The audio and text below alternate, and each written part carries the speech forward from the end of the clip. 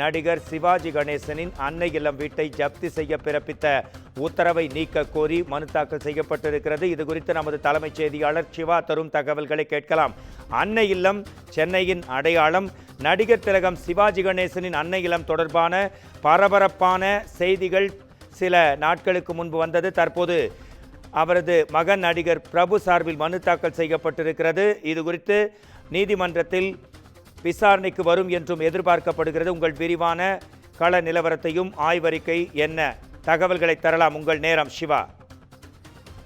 நிச்சயமா மோகன்ராஜ், அன்னை இல்லம் தற்போது ஒரு பிரச்சனைக்குரிய இல்லமாகவே இருக்கிறது. அந்த அடிப்படையில சென்னை உயர்நீதிமன்றத்தில் வளர்ந்திருக்கக்கூடிய இந்த வழக்கு நடிகர் சிவாஜி கணேசனுடைய அன்னை இல்லம் வீட்டை ஜப்தி செய்ய பிறப்பித்த உத்தரவை நீக்க கோரி நடிகர் பிரபு சார்பில் சென்னை உயர்நீதிமன்றத்தில் ஒரு மனு தாக்கல் செய்யப்பட்டிருக்கிறது. நடிகர் சிவாஜி கணேசனுடைய பேரனும் நடிகருமான துஷ்யந்த், அவரது மனைவி அபிராமி ஆகியோர் பங்குதாரர்களாக இருக்கக்கூடிய ஈஸ்டர்ன் புரொடக்ஷன்ஸ் நிறுவனம் சார்பில் நடிகர் விஷ்ணு விஷால், நடிகை நிவேதா பெத்துராஜ் உள்ளிட்டோர் நடிப்பில் ஜெகஜால கில்லாடி என்ற படத்தை தயாரித்து வருகிறார்கள். பட தயாரிப்புக்காக தனபாகியம் என்டர்பிரைசஸ் நிறுவனத்திடமிருந்து 3,74,75,000 ரூபாய் கடன் வாங்கியிருப்பதாக சொல்லப்படுகிறது. இந்த கடனை திருப்பி செலுத்தாததால் வட்டியுடன் சேர்த்து 9,39,00,000 ரூபாயை செலுத்த ஏதுவாக ஜெகஜால கில்லாடி படத்தினுடைய அனைத்து உரிமைகளையும் தனபாக்கியம் என்டர்பிரைசஸ் நிறுவன நிர்வாக இயக்குநரிடம் ஒப்படைக்கும்படி மத்தியஸ்தர் கடந்த 2024 ஆண்டு மே மாதம் உத்தரவிட்டார். இந்த உத்தரவின்படி அனைத்து உரிமைகளையும் வழங்காததை அடுத்து மத்தியஸ்தர் தீர்ப்பை அமல்படுத்தும் வகையில் ராம்குமாரனுடைய தந்தையான சிவாஜி கணேசனுடைய வீட்டை ஜப்தி செய்து பொது ஏலம் விட உத்தரவிடக் கோரி தனபாகியம் என்டர்பிரைசஸ் நிறுவனம் உயர்நீதிமன்றத்தில் ஒரு வழக்கை தாக்கல் செய்திருந்தது.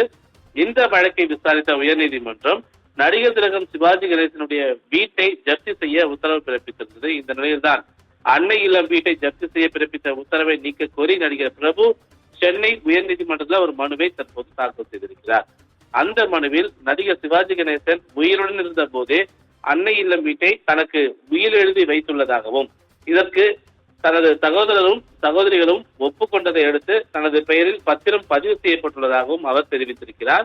இதனால் அன்னை இல்லத்தினுடைய முழு உரிமையாளராகியுள்ள நிலையில் சகோதரர் ராம்குமார் தொடர்புடைய நிதி பிரச்சனையில வீட்டை ஜப்தி செய்ய உத்தரவிட்டுள்ளதை அறிந்து அதிர்ச்சி அடைந்ததாக பிரபு தன்னுடைய மனுவில் குறிப்பிட்டிருக்கிறார்.